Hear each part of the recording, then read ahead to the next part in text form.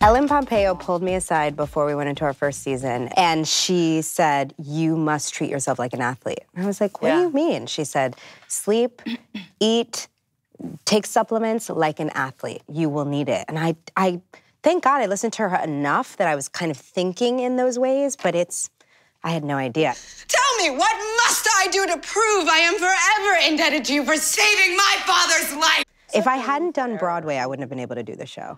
Broadway prepared me for Scandal. That makes sense. How have these projects sort of impacted your view of how DC operates? And the writers decided to kind of bring a Trump-like character onto the show. He's actually a character that has already existed on the show, but to have him run. And there have been times where we all thought, oh, we can't say that, it's too outrageous. We can't say that, it's too outrageous, even for our show, which is called Scandal, so not much is too outrageous. And the line is, the reality of what's going on in the world is far, far scarier than anything we could begin to put on our show. A lot of why I thought Confirmation was important to make is because it's really a film about process and participation and how our democracy can only represent us if we show up for the process. And I'm very concerned about this election. I'm very concerned, and about things that in the beginning almost seemed funny and nonsensical, and they're not funny anymore. It's really scary. It's really scary. It's depressing.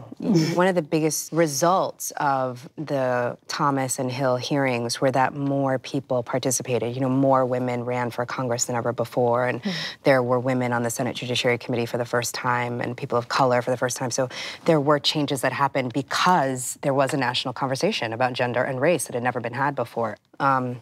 So for me, I like playing these two women because they're on opposite sides of the political structure. You know, one is incredibly empowered, and the other one was the exact opposite end of the spectrum.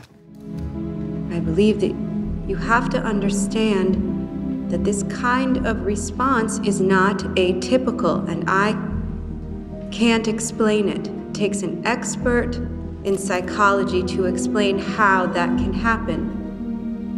But it can happen. Because it happened to me.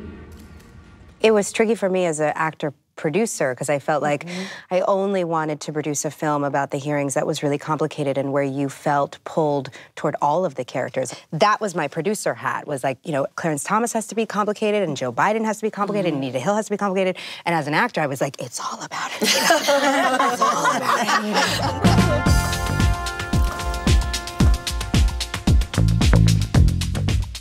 What has been the most sort of overtly sexist things you guys have experienced? I'm in this very surreal environment right now, you know, having Shonda Rhimes as my boss, where it is specified in scripts that guys take their shirts off all the time. Like, the guys are naked all the time.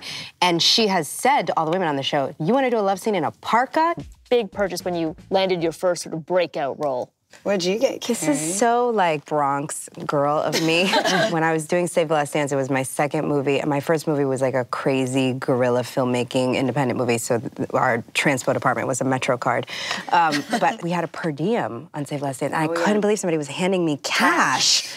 They don't do that. Handing me cash. They give you a check. So, yeah, that's crazy. I don't know. So, like, you know, coming from where I came from, like, I actually literally used to hide the cash under my mattress for the whole movie. And I like, put myself on a tight budget of what I could spend from it. And at the end of it, I used all the cash collected from the 3 months and bought my first laptop.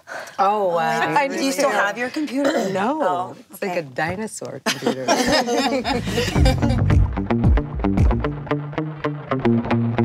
Thanks for watching. Make sure to subscribe for more videos from The Hollywood Reporter. What was your first splurge, your big purchase when you landed your first breakout role? I want to know what your first big splurge was.